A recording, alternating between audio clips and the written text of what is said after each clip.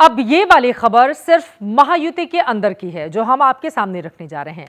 महायुति ने इस चुनाव में किसी को सीएम प्रोजेक्ट नहीं किया है, लेकिन प्रधानमंत्री मोदी और गृह मंत्री अमित शाह ने जिस स्टाइल में देवेंद्र फडणवीस को जिताने की अपील की, उसके बाद सुगबुगाहट शुरू हो गई है कि क्या यह संकेत है कि फडणवीस ही अगर महायुति आती है सत्ता में तो बनेंगे मुख्यमंत्री।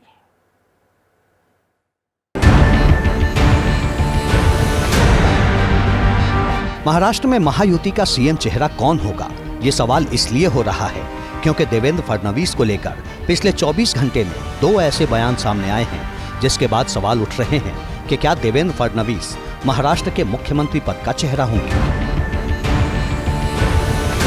दरअसल प्रधानमंत्री नरेंद्र मोदी और गृह मंत्री अमित शाह ने चुनावी रैली के दौरान ऐसे बयान दिए हैं, जिसके बाद महाराष्ट्र के चुनावी माहौल में नई हलचल पैदा हो गई है।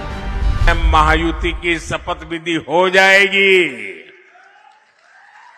मैं महाराष्ट्र सरकार के साथ बैठ करके देवेंद्र जी की इच्छा कैसे पूरी हो, इस बात के लिए काम करूंगा।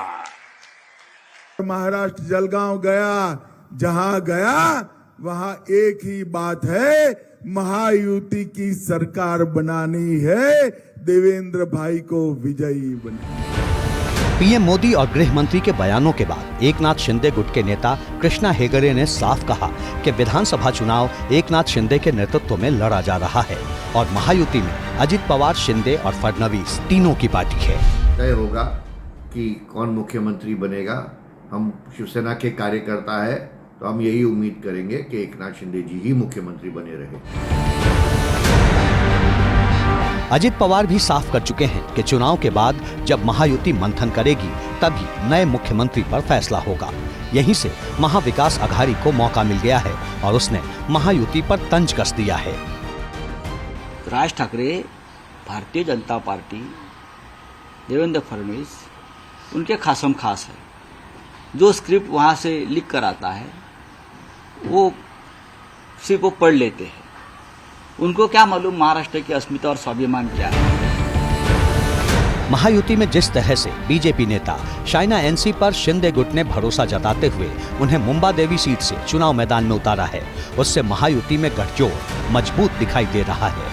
और मैं धन्यवाद देना चाहती हूँ एकनाथ शिंदे जी को, क्योंकि उन्होंने सही में एक लाड़की बहन को एक मौका दिया है। और वो लाड़की बहन जब आई इस पूरे क्षेत्र में, तब विपक्ष की प्रतिक्रिया तो आपने सुनी। तो धन्यवाद आदरणीय प्रधानमंत्री को और चीफ इलेक्शन कमीशन को और महिला आयोग को।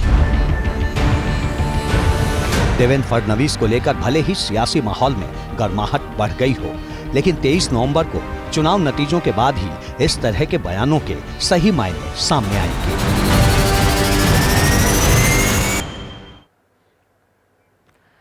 आगे बढ़ते हुए अब आपको 2019 के चुनाव परिणामों के हिसाब से महाराष्ट्र विधानसभा में महायुति की सीटों की मौजूदा स्थिति को दिखा देते हैं। महायुति बेहद मजबूत स्थिति में दिखाई देगी आपको, हालांकि तब की परिस्थिति अलग थी, आज की अलग है। महाराष्ट्र की कुल 288 विधानसभा सीटों में से अब भी महायुति के पास 198 सीटें हैं, जिसमें बीजेपी के पास 103 सीटें, शिवसेना शिंदे गुट के पास 37 सीटें, एनसीपी अजित पवार गुट के पास 39 सीटें और अन्य 19 सीटें हैं। ये तो बात हो गई महाराष्ट्र की। अब महायुति या फिर महाविकास अघाड़ी, वहां पर जनता किसकी बातों पर करेगी विश्वास, लगातार हर एक जानकारी एबीपी न्यूज आप तक पहुंचाता रहेगा।